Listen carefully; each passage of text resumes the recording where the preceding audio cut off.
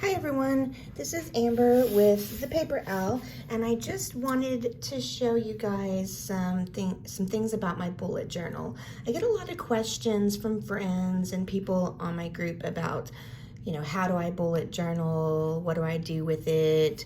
Or I get comments about it's too complicated, it's too hard. I stopped doing it because I don't have time.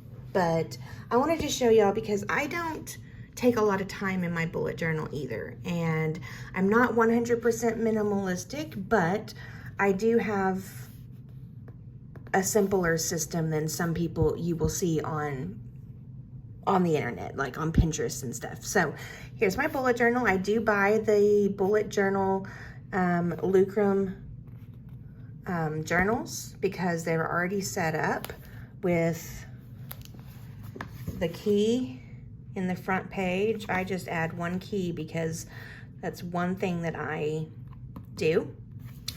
They have a place for you to put, your information there.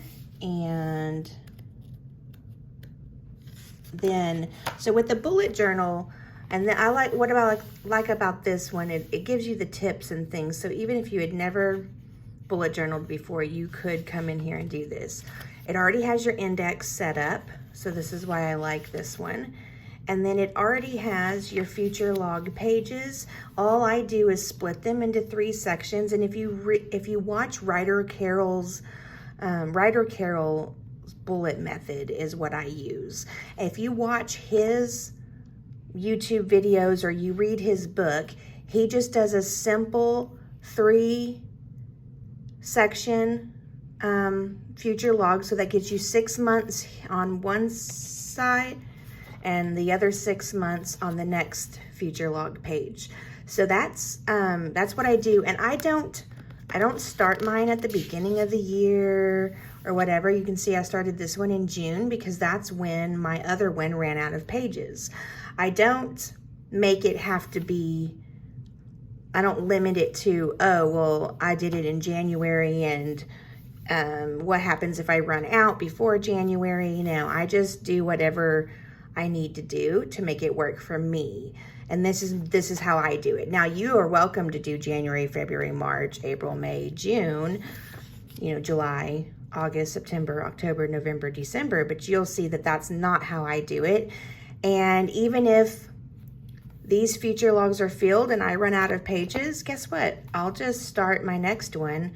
Maybe my next one has to start at March, maybe April. It just depends on how many pages I use.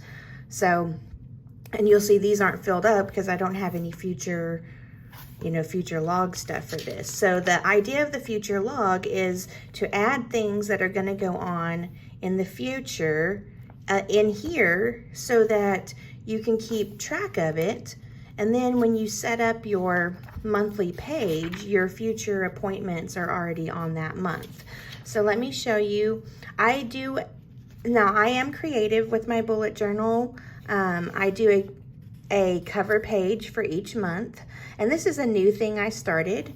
So I did my cover page for June. I had that as I used this quote was what I wanted, this sticker.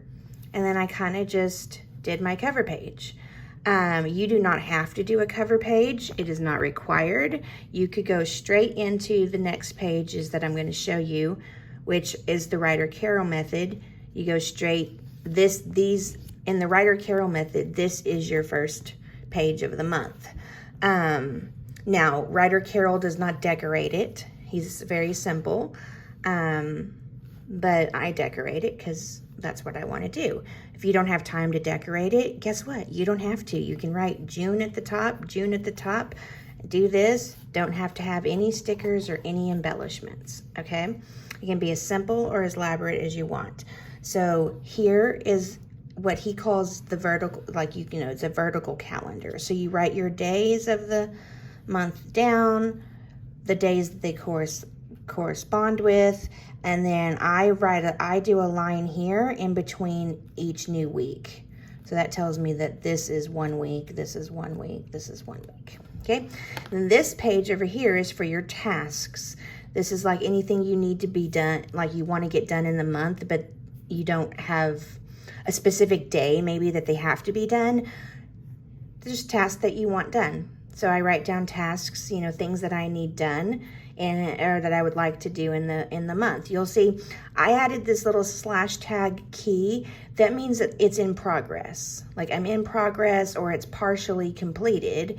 I like to do that because I like to see what I found that sometimes I don't finish a task or something. I like to see though that I at least worked on it. So that's an extra key that I made. I marked out something here because I didn't want y'all to see. But so now I'm going to go into my dailies. I do rapid logging, and you guys, you'll see all these Pinterest pages that are like setting up weeklies, and they do the weeklies ahead of time and all that stuff. I do not do that. I do rapid log dailies.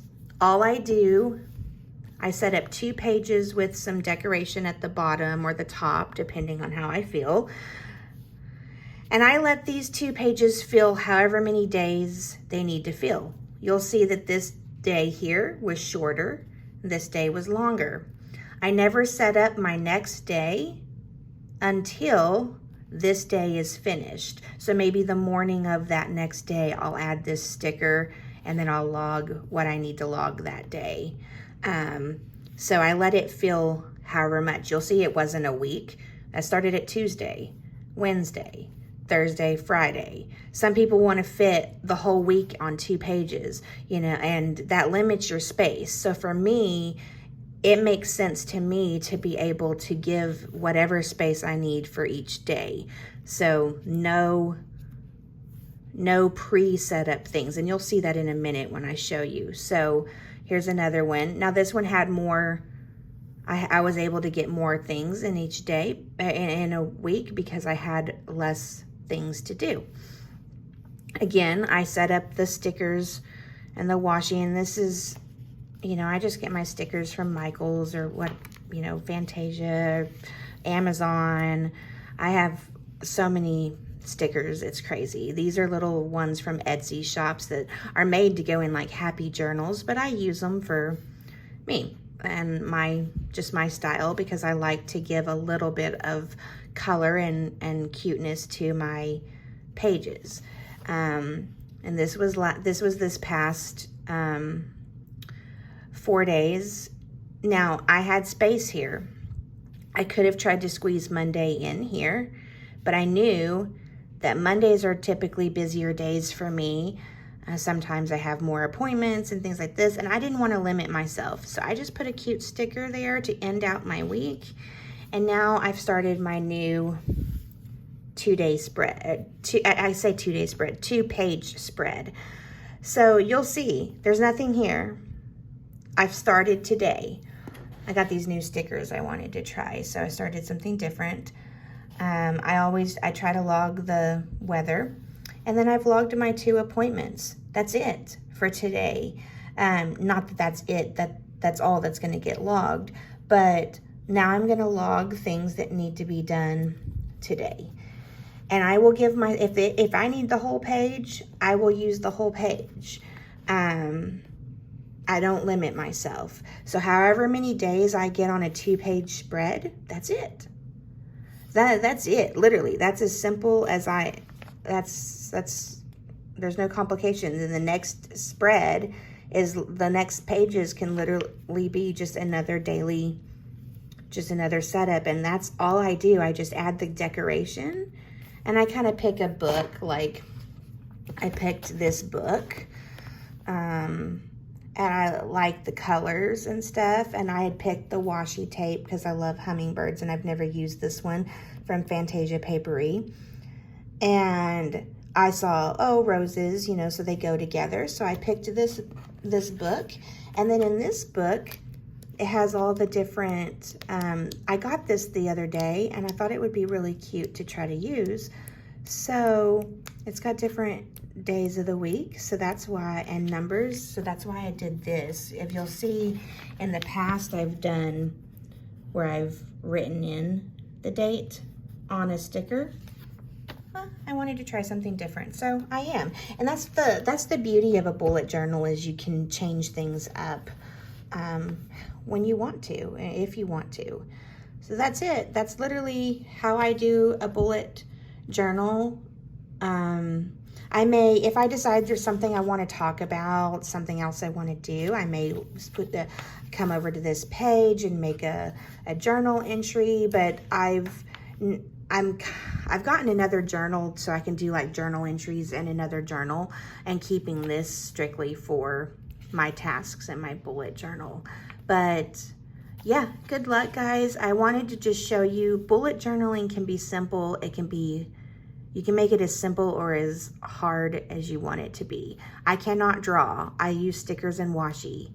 Like, don't feel like you have to draw like all these other women and stuff do. It's fine. Those are beautiful. But if you can't draw, you can make it work. If you don't have stickers, guess what? You don't have to do the stickers. You literally can just log your tasks. You don't even have to have a sticker box. You can literally just put the date and start logging. It can be that simple. Again, it's kind of like this. You don't have to have all of that. You can just log your stuff.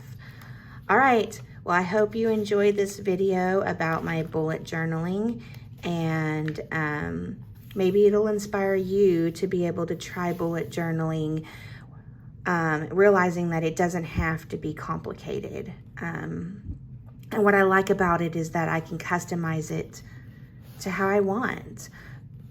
So that's it. And at the end, I was going to show you the other thing I like about this the bullet journal thing, is that it tells you about that rapid logging in the back, and some different, it has different instructions in the back, so you didn't have to read the book necessarily to understand how to do these. Use his key if you want to use his key things. So that's it. I use his name is Ryder Carroll. I read the Bullet Journal Method book, and that's how I started bullet journaling. I think there are different types of bullet journals out there now. I find that Ryder Carroll's method is the best for me, and it can be the most simple method you want it to be. All right, guys, I hope you enjoyed this video. If you did, please subscribe below, and yeah, bye, guys.